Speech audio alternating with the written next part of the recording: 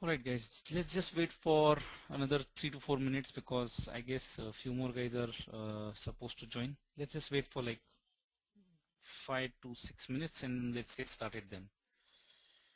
Yeah.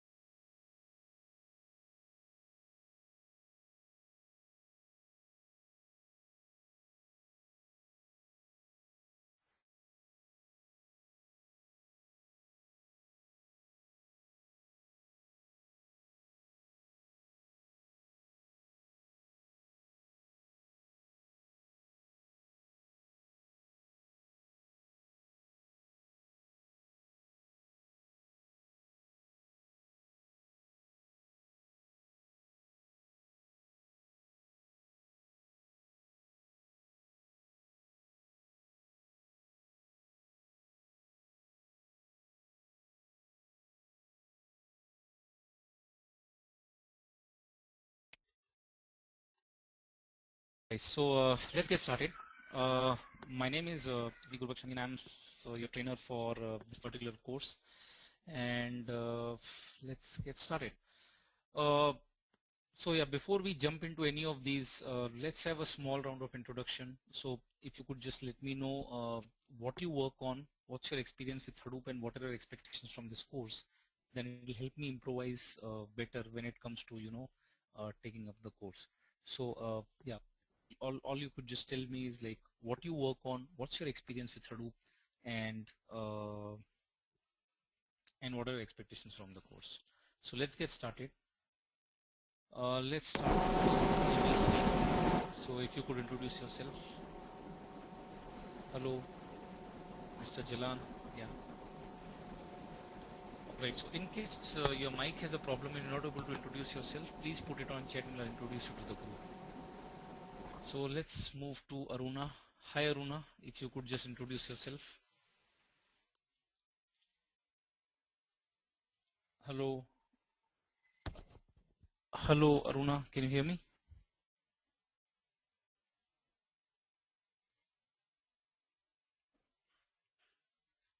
Okay.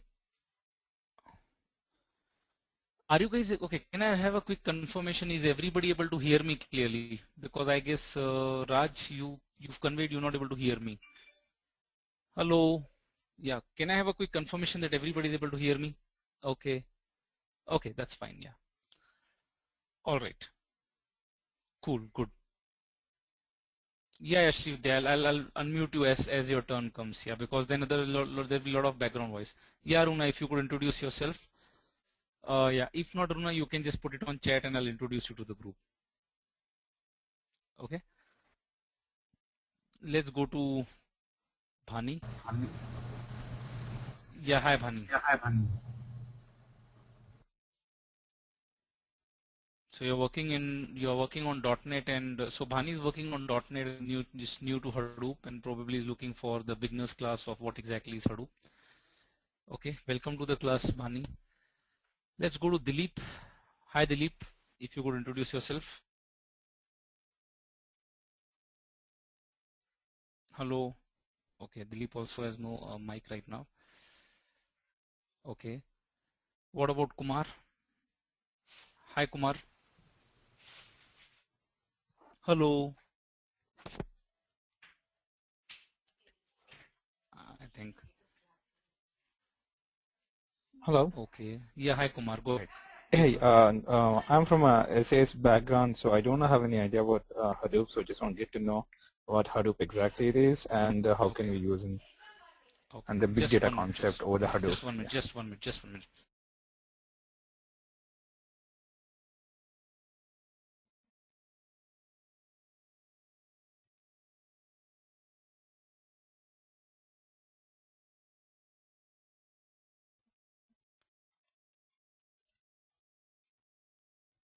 All right. Yeah. So you're from SAS and you're beginner to Hadoop and yeah, sure. So welcome to the demonstration. Let's go to Pradeep. Yeah. Hi, Pradeep.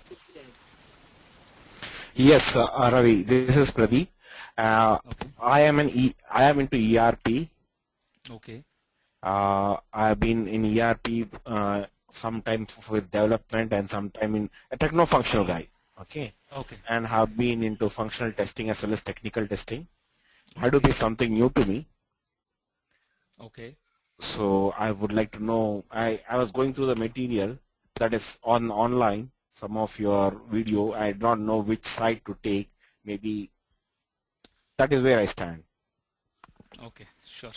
So yeah, welcome to the class, Pradeep, and yeah, probably by the end of this class, you will have fair idea of what we do, what is in the course, what is not in the course, and see how we can take it from there. Yeah, welcome to the class, Pradeep. So let's go to Raj. Hey, Yeah, this hi is Raj. Raj, and I have 8 years of experience on BI. Hmm. I'm just want to know what Hadoop is and to explore more of unstructured data and data to BI. Okay, yeah, sure. So welcome to the class, Raj, and yeah, probably by end of this class, you'll have fair idea of what we are going to teach and how this course is going to help you get to your goals. All right, Thank let's you. go to Sambhavi. Yeah, hi Sambhavi. Please go ahead.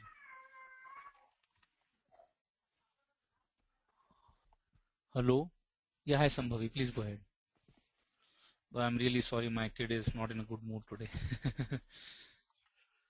Okay. Yeah, hi Sambhavi. So we have Srividya, her mic is not working, so yeah, you can certainly put it on chat, Srividya. I'll basically introduce you to the group. And Sambhavi, yeah, in case your mic is also not working, feel free to put it on chat and I'll introduce you to the group. Okay, Sumit, I am sending you the audio pins so you can unmute yourself. Let's go to Tariq. Hi Tariq. Hello, how are you? I'm doing good, Tariq. How about you? Good. So educationally, I have computer science and applied mathematics background. Okay. And I have been working in IBM Rational products, system configuration, and basically medical device industry. A lot of devices that end up embedded in human body, like neuromodulation devices or pacemaker. So I work both on the hardware side as well as software side.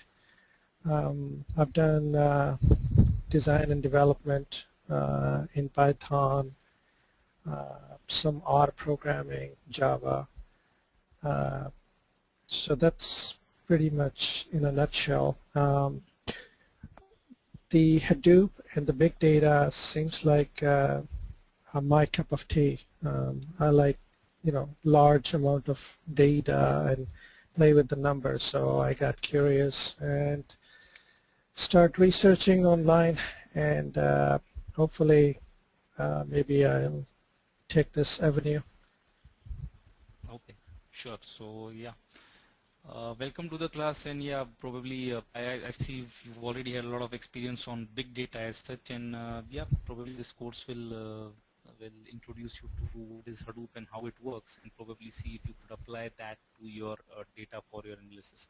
So welcome to the class, Tariq, Thank you. and yeah, cool, sure. Let's go to Thomas. Hi, Thomas. You are unmuted now. Yeah. Hello, Yeah, hi can you hear me? Thomas. Yeah, yes, I can hear you, Thomas. Yeah, hi everyone. I'm Thomas. I have around 8 years of experience working on Java J2W applications. I'm completely new to Hadoop. Yeah, something that I heard from my friends, and I thought I would try to look at it and acquire what knowledge I can get from the session. Okay. So yeah, welcome to the class, Thomas. Yeah. So I guess we are done with everyone. So we have Sambhavi who's new to the to Hadoop, and Kumar, you want to go through big data and Hadoop, how they're interlinked, sure. And yeah. So Srividya, she's an ETL and an Informatica developer on all these apps. All right, so welcome everyone, guys. I'll introduce myself during this course of this demonstration. Let's first start with, okay. First, let's start with the real basic question of, a lot of times most of guys would ask,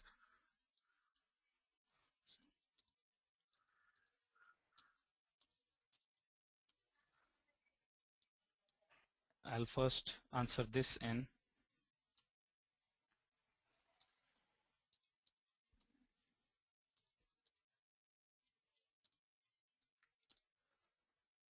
what options do I have after I learn Hadoop? So I'm not really talking about learning Hadoop from me, but from anyone, it's fine.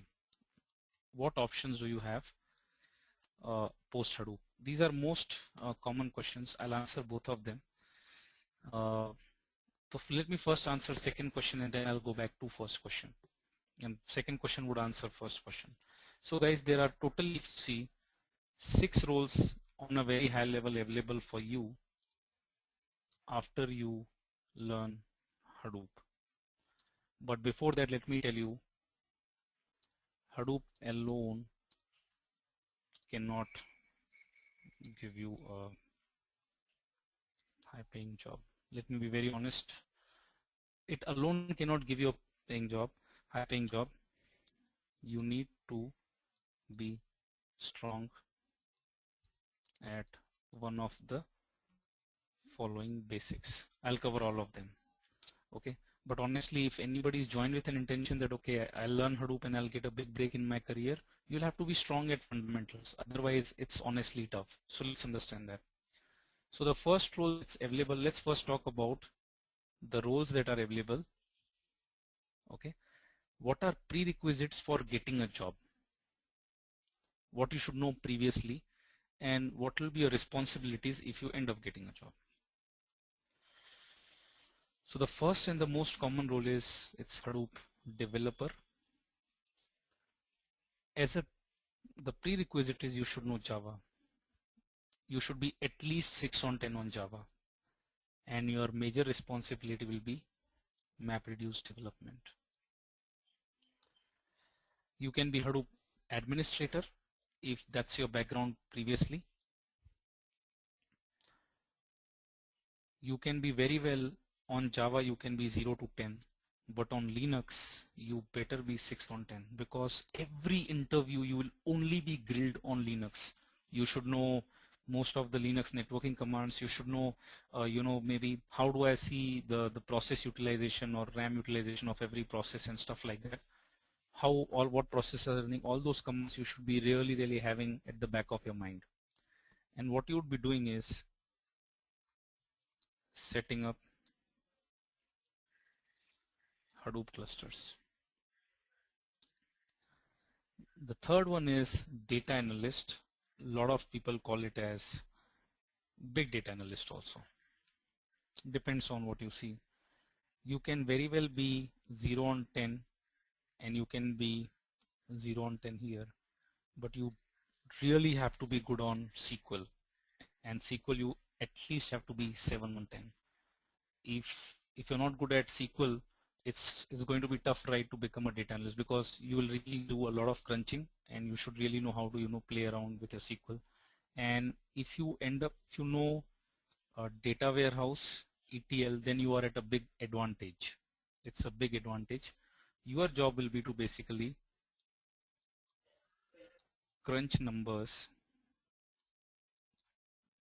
and answer questions that business is asking. The fourth role is data scientist. Well, here you need to know a bit of Java. Python would be of good help because most of the libraries that you find, they support Python. Okay, you should know at least one statistical language. Can be R, SPSS, or whatever you like. You need to know at least one business domain, any one business domain of expertise, because unless you know business domain, you won't be of great value to any company. Hypothetically, let's say you know insurance, you know finances, or you may be a media guy. Depends, that's fine. And along with that, what you need to know is you should be good at statistics. And what your responsibilities will be, honestly, it's a blue sky. Okay, no one knows what to do with data, and you will be seen as the guy who can provide some amazing insights. But there is no defined job for you that, okay, as a data scientist, this is what you will do. Okay, that's the idea. Okay, so let me just put this here and say stats. Okay, so this is the role number 4th. Let's talk about role number 5th. Now people would call it as Hadoop architect, and in Europe normally the roles would be big data architect. Now these are actually two different roles. You'll have to look at the description. This can either be a Java enterprise Java architect plus Hadoop. You'll have to look at the description, or you are already a BI architect and you learn Hadoop. Here you know what you should be knowing Java. I mean, that's a no-brainer, but what your responsibility will be is to define technology stack and solutioning. In services world we call it solutioning.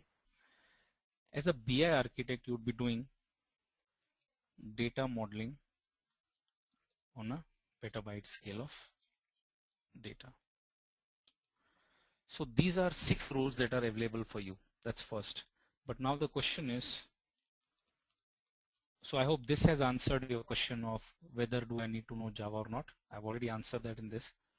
What does this course prepares me for? Now, if you really see, this course could help you becoming a Hadoop developer, Hadoop administrator, and data analyst. This course does not prepare you to be a data scientist. This is not a data scientist class.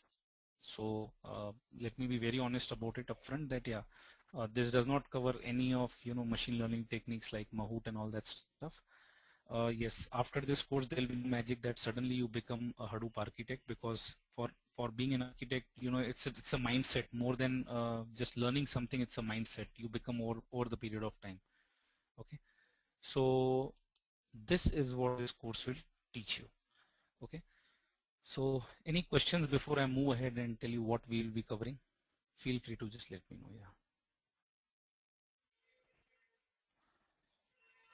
So hope this tells you what roles are available for you and where you are heading to, what paths you have. And I hope one thing is clear that just learning Hadoop won't get you to the next level. Your background has to be strong in one of the things. Either be good at SQL, Linux, or Java, and from there the course of action would be. Can we have a copy of the screen? Of course, after the session, you will be getting the recording of this session, as well as you will get the session notes. Okay, you'll be getting that. That's not a problem. Yeah. All right, guys. So now let's look at what does this course really have for you. So this is our Hadoop 0 to 100 course where we cover all the three aspects: development, data, and administration. End of this course, you would be, you can pursue one of the areas and be a master at that. That's one. But it gives you complete picture of how Hadoop is used in enterprise and what different teams do there. Okay. So it's a entire course where 40 hours is classroom, 20 hours is hands-on. It's a 60-hour course, but 20 hours is at home. So necessarily class will be 40 hours. So in first 20 hours, what we get into is we talk about what exactly is big data. We'll talk about what exactly is Hadoop. We'll talk about the Hadoop ecosystem. We'll have hands-on on Hadoop. So you'll set up Hadoop on a single node cluster. I'll be providing you this CentOS based virtual machine, and you will be doing all your practice on this. Okay. After that, we move to multi-node setup. So we'll buy few machines on Amazon and we'll do a multi-node setup on Amazon. Then we move into Hadoop development. So around 16 hours, we are only going to talk about Hadoop development. There'll be a lot of hands-on exercises and stuff. Then you talk about Hadoop business intelligence. So if you're a BI guy, we will be talking about Pig, Hive, how to use Hadoop with ETL tool like Pentaho. And the last thing is Hadoop BI. It's Hadoop admin basically. Oops, there's a mistake. So here what we do is we talk about scheduling, monitoring, cluster maintenance, and then we have an entire hands-on and evaluation. A bit about myself. My name is Ravi, and around 9 years into IT. Couple of years I've been doing corporate trainings and trainings on Hadoop. I'm Cloudera certified Hadoop administrator, Cloudera certified Hadoop developer, Cloudera certified HBase specialist, and MapR certified M5 administrator. And earlier in my career, I was certified on Java and PHP. All right, so that is about the course. Okay.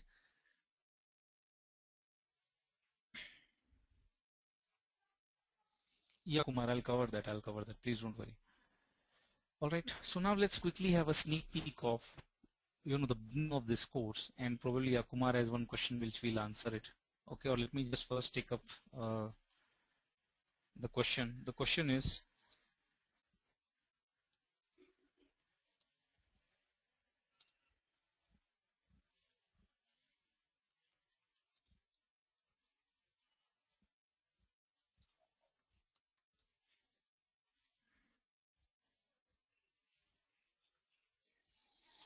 so if you really on a high level see, okay,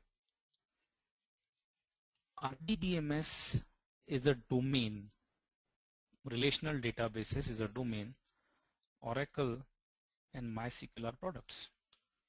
Okay. Programming language this is a domain, and Java and .NET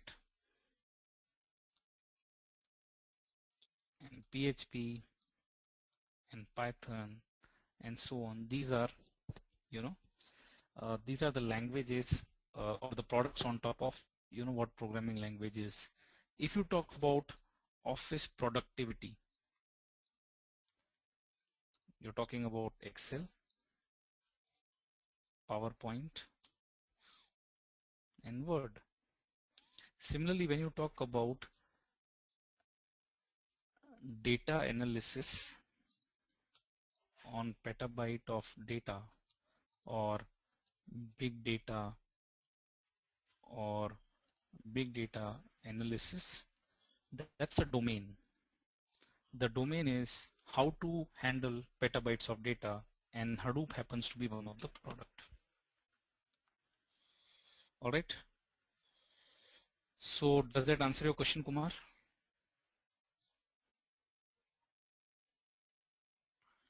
Okay, let's talk about certifications. Okay, so you have a question on certifications. I'll take that up.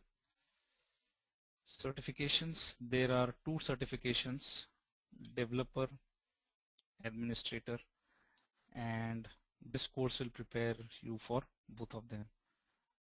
Let me quickly just show you something that one of my students has taken a certification just yesterday, and let's just see that. So it's taken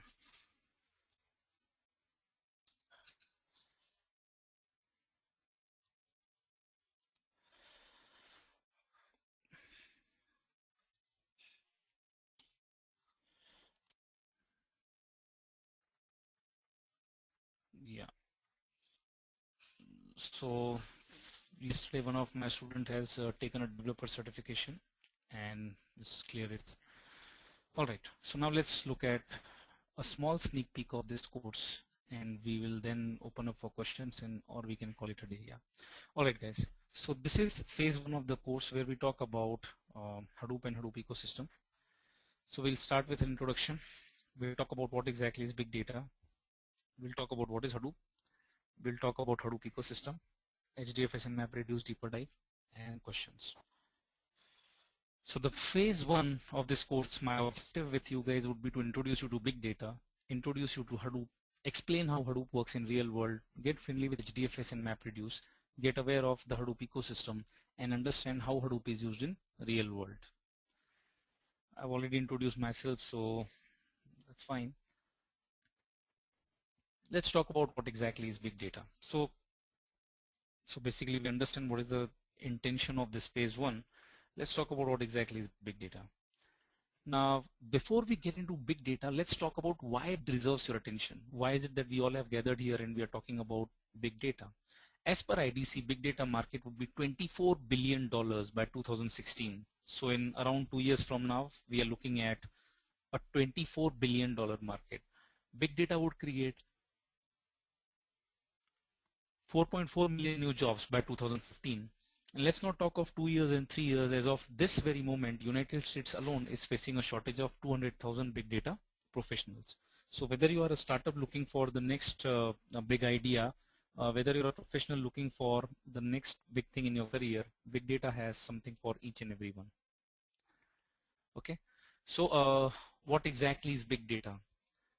In the most simplistic terms, big data is any amount of data that is beyond the storage and processing capabilities of a single physical machine. Now let's say realistically, let's say your company can buy all the hardware and expensive machines, but still there is a limitation to how much hardware can be stuffed on a single physical machine. There is a limitation to how much RAM you can put, and there is a limitation to how much disk space you can have on a single physical machine. So big data starts where one machine typically gives up. When one machine says, I cannot handle your data, that's where you know that you're moving towards big data. So basically the first dimension of big data is volume. Okay, so data that has extra large volume is the first qualification typically for big data. Now there are two more dimensions to big data, second one being variety and third one being velocity. So we've always visualized data in terms of rows and columns. But what big data talks about is that data can be in any form. Data can be in any form. And typically when you talk about big data implementations, when you listen to your customers talking about it, they're always talking about great velocity also. Basically data is coming to you at a really, really great speed. That's velocity. So these are three dimensions of big data: volume, variety, and velocity. For data to be referred as big data, generally the volume of the data has to be massive. Variety, for data to be referred as big data, generally the data would be semi-structured and may originate from variety of sources. So basically data can come from anywhere and in any format. It can be a JSON, XML, log file, it can just be anything. You're supposed to analyze that to basically, beat the competition maybe. Velocity, for data to be referred as big data, the rate at which data comes into your system is really, really fast. The best example is Facebook. The number of comments, likes, photos that you have every hour is massive. So it's like a massive, freeway where vehicles are just coming into your system. All right. So quickly visualizing it, you have a fantastic physical server, but the amount of data it can process, or you have a massive physical server, but the amount of data it has to process is much bigger than that. That's volume. Data coming into a system at great speed is velocity, and data coming from all over the place is variety. So this is big data. Now, over the period of time, a few of my students have had some great questions, and I've just basically used those questions to paint the complete picture of big data.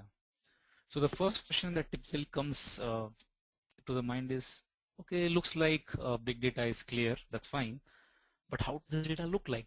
Can I see something and say, okay, this is big data? Well, There's no defined set as to, this is how big data looks. It can look anything like an RFID sensor file, RFID systems file, web log, user interaction log, transaction, tweets, climate sensor data. Any data that falls into this 3 V's is typically big data. What do I do with this data? So it's fine, I have a lot of data. What do I do with this? Analyze it. But the tough question is, why should I analyze it?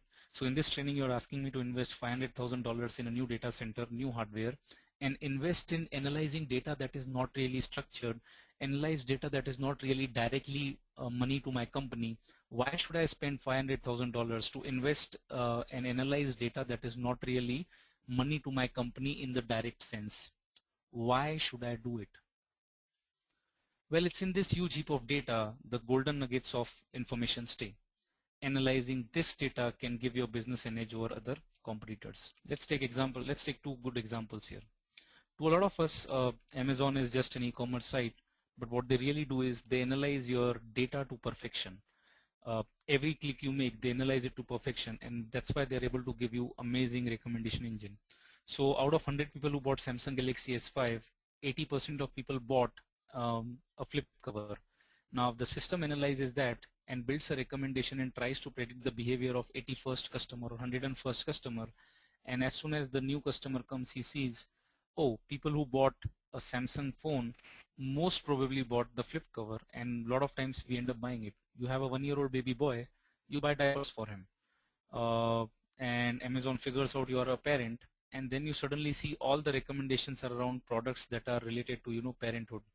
And most often you end up purchasing stuff that you never thought existed at first place, and that's how Amazon makes a lot of dollars. Their recommendation engine is one of the best in the industry, and that's why it's very tough to beat them. Second example is Apple Siri versus Google Now. So Apple Siri is a voice assistant on iOS, and Google Now is voice assistant for what you call Android, and now Google Now is also available on iOS. Now Apple Siri takes commands from you, and it has a specific database where it queries and gets you the output. Whereas Google Now, it has a database where it can query and answer, but at the same time Google has the power of web search. Now Google has more data in its hand, and it does a better job of analyzing it. And you do any test possible, you would always see Google Now is more accurate than Apple Siri. And 2012 Google Now was innovation of the year, and Apple Siri still, you will find a lot of jokes on YouTube. This is still not very stable or still not very accurate when it comes to let's say Google Now. So the idea is really that if you have all the data and if you can perfectly analyze it, you are just way ahead of the competition. Okay, can we have some use cases of analyzing big data? We've just seen a couple of them. Few more: identifying customers who are most important, identifying the best time to perform maintenance, and so on and so forth. How can such huge data be analyzed? So that's fine, I mean, it's a lot of data, but how can you analyze such a big data? Well, as the volume is beyond processing and storage ability of a single physical machine, some distributed way would have to be used. Wait. So you're talking about distributed systems. Distributed systems like MPI, MPP have been around for more than a decade. So do we even need to see this presentation further? And you're teaching something that's like 15 years old, and does the world really need another distributed system? Okay, does the world really need another distributed system? The answer is yes. The world certainly needs another distributed system, because typical distributed systems work like this. So what you had is, you had your storage area network where you would store 50 terabytes of data maybe. You would have 50 app servers, and on each app server you would deploy a Java code, let's say, and each app server would read 1 terabyte of data, process it. So programs ran on each app server, all data is on SAN. Before execution, each server gets data from SAN, and after execution, each server writes output to SAN. This was fantastic and has been around for 15 years. But this had certain glitches. First, there was massive dependency on network and huge bandwidth demands. So the bandwidth demand of this system was amazingly huge, because you have 50 terabytes of data on SAN, and you are now reading that across the network to to all the app servers, which is like crazy. Scaling up and scaling down was not a smooth process. You were my best Java programmer. If I was to tell you to write a program for 20 machines, can I directly scale up to 2,000 machines without changing the code? Well, it was not always possible. Partial failures were difficult to handle. So if you have 50 machines, machine number 43 goes down. Just a minute. Machine number 43 goes down and we are done. So as a developer, we had to take care of this. A lot of processing power was spent on transporting data, and data synchronization was required during exchange. These were 5 major problems with the old distributed system, and that is where world needed a new distributed system, and that is where Mr. Hadoop comes into picture. Hadoop is nothing but a distributed system at its heart, which is trying to solve these 5 problems for you. Hadoop is nothing but a distributed system that will solve these 5 problems for you. So that is about it, and that's kind of a small sneak peek of this course, and I'll open up for questions, guys. So any questions you have, feel free to let me know.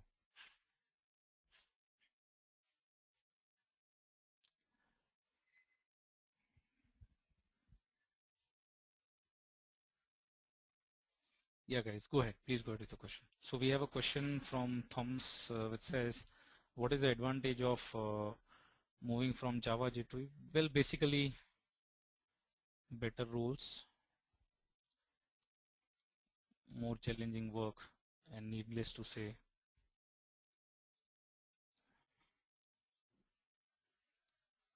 all right.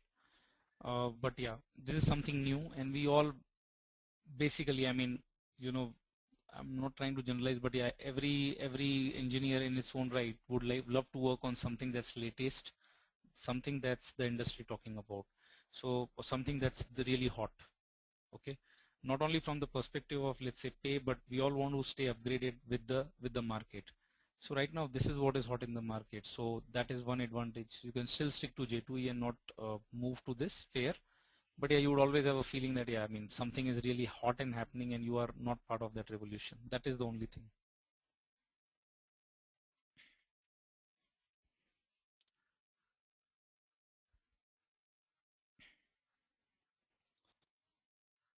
So we have, yeah, Aruna, I'll just take up your question also.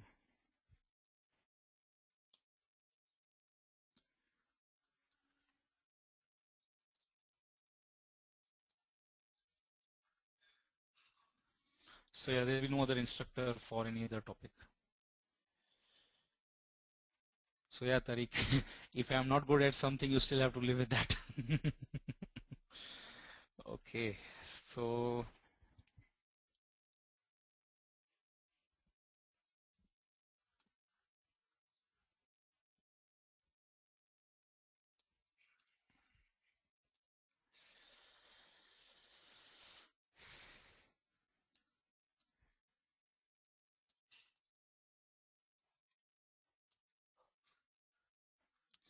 I think that the technology from Teradata is called as Terracotta. Okay. Now they work differently, but they can take a lot of data, but they work differently. So they are not working on the same principles as Hadoop, but they can help you with, you know, analyzing big data.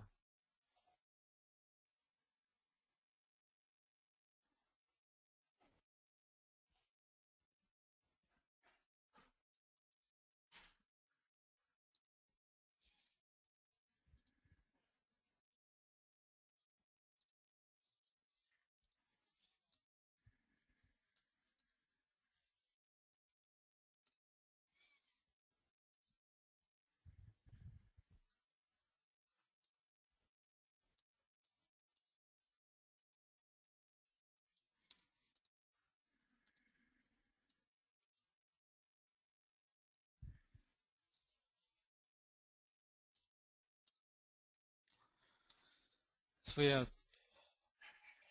so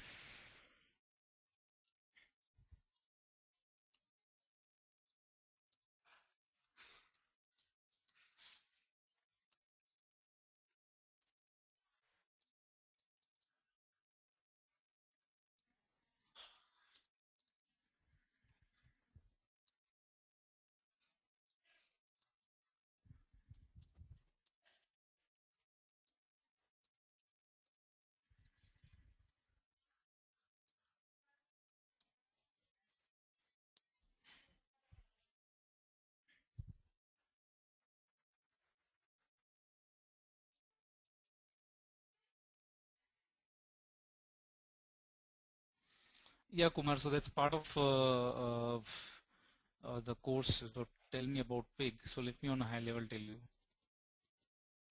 You have data or you have big data till let's say 4 years before or 5 years before. To analyze that you would have to write MapReduce. Yes, you can do it in Java and other languages. But then somebody came up with that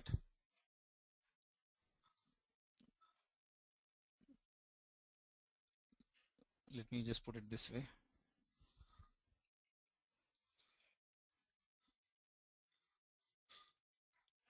So you write your code in pig and that pig would get converted to MapReduce and then that will be analyzing your big data. So pig is a higher level abstraction for MapReduce. Got it?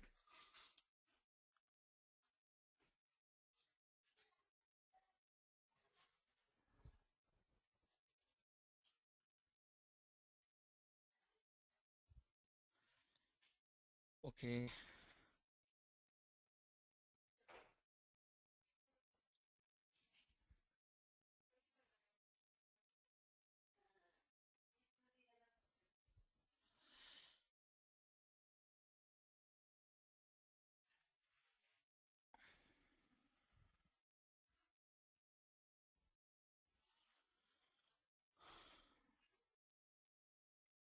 Okay. Seems there are a lot of questions. Yeah, Tariq, I'll just take your question in a minute. What are tools that come with Hadoop? Okay, there are ecosystem projects are Pig, Hive, HBase, Scoop, Flume, and Uzi. All 6 will be covered here in the course. Okay, so we'll talk about all of these.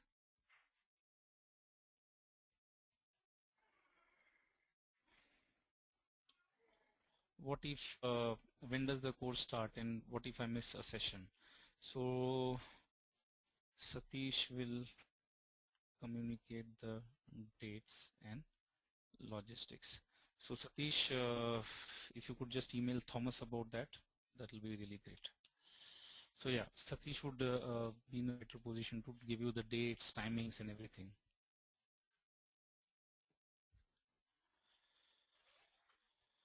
Okay, so what is the scope of data analyst? Honestly, you should be good at SQL, a bit of ETL, data warehouse, if you want to, want to have a shining career, and then learn Hadoop. When I say Hadoop, it's a pig and Hive also, and then you become a data analyst. Now the point is, how much does this course help you? The course will teach you pig and Hive in detail. That's what this course will help you. The course is not going to teach SQL, ETL, data warehouse, data modeling, none of them. So if you really want to get those also for, let's say, DW and stuff, we have a demigod called Ralph Kimball, and you might want to read his books on data warehousing. He is the best. He's just the best. So if you want to really be a data analyst, and if you are only good at SQL but not good at ETL and data warehouse, I would probably recommend you to take up this course for Pig and Hive. But when it comes to data warehouse and other stuff, Ralph Kimball is the man to go to. So basically his books are industry standard in its own right. Okay.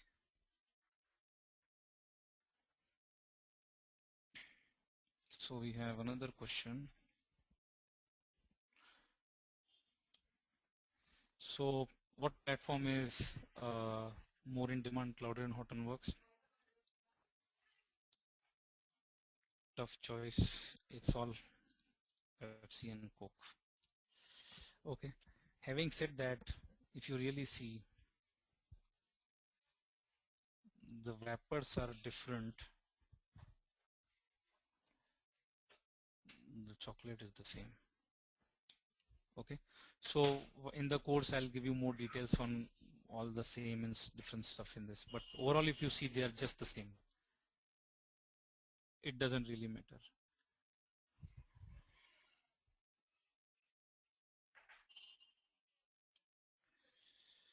For Hadoop, not really, but yes, if you were to be a data scientist,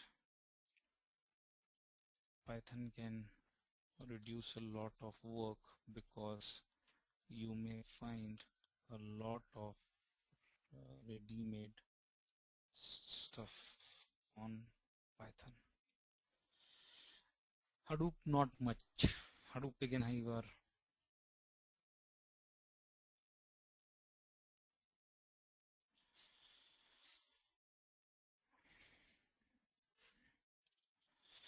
Again, it's very tough to say, but for Hadoop developer, see, let's understand this, guys. First, let me clear one thing. All these prerequisites are for getting a maybe a high paying job or whatever goals people have. I'm not only focused on paying but high paying job or career change. Okay. For taking this course, there are 0 prerequisites. All prerequisite knowledge will be provided. All right. So again, Hadoop developer, Tariq, if I was to really say this, very honestly, it will all depend on your Java skills and how well you can crack algos like sorting and how well you know basics like collections and generics and so on. So if you're very good at, so let's assume, let's say today at this moment you are 7 on 10 on core Java. To be a Hadoop developer, it's a 1 week affair. Provided you are good at Java, it's a 1 week affair. Okay, let's put it this way. Again, for data scientist, as I said, that you will have to evaluate what is your background in terms of how well you are at stats, how well you are at, let's say R. I guess you are working on R. How well you do scripting, and how well, let's say, you understand big data. So let me tell you what is a data scientist.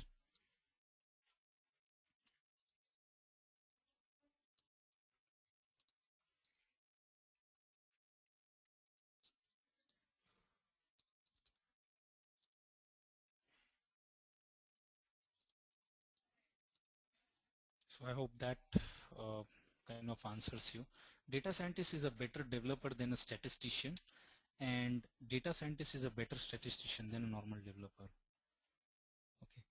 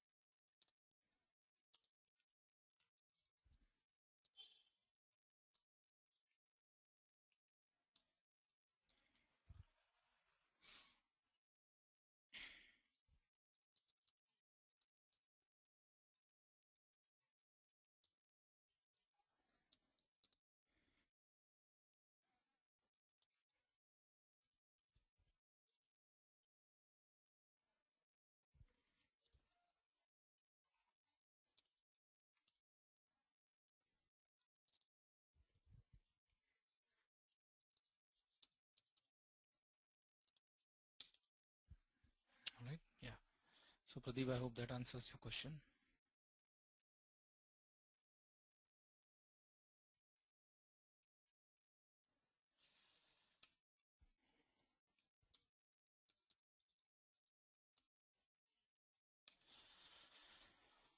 Okay.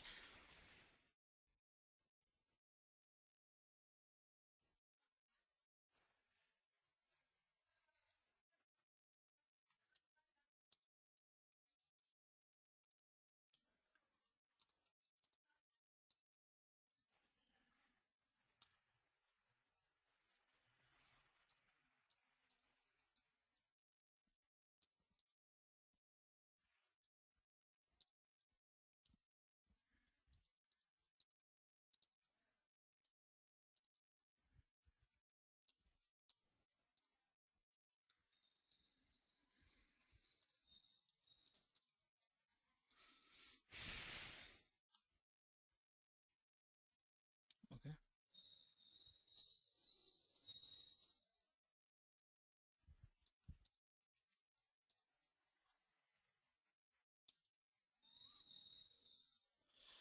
Just a minute.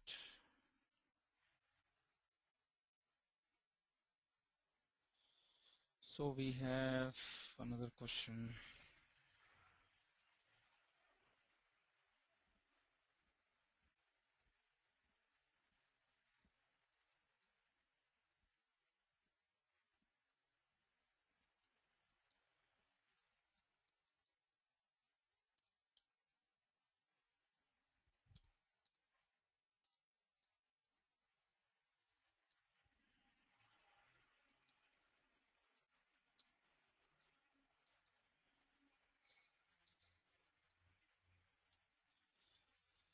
Okay.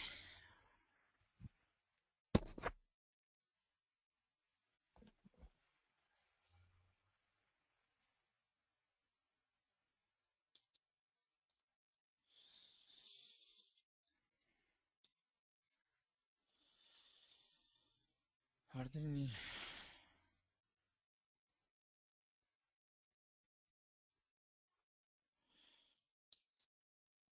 for developer?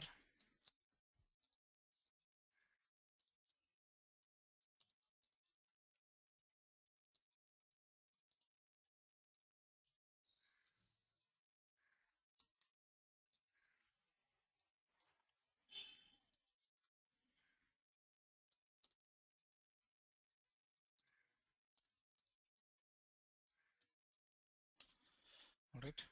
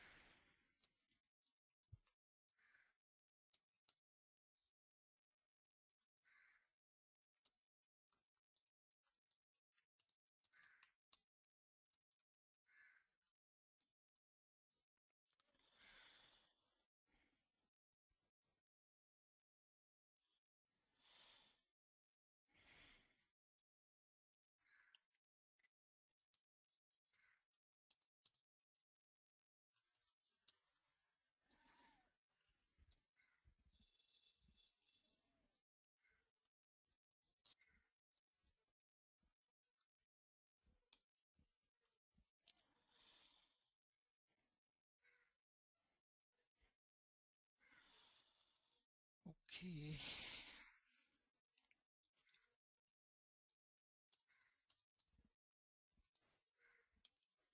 So in future it may come, but as of now it's nothing. All right. So hope all the questions are answered.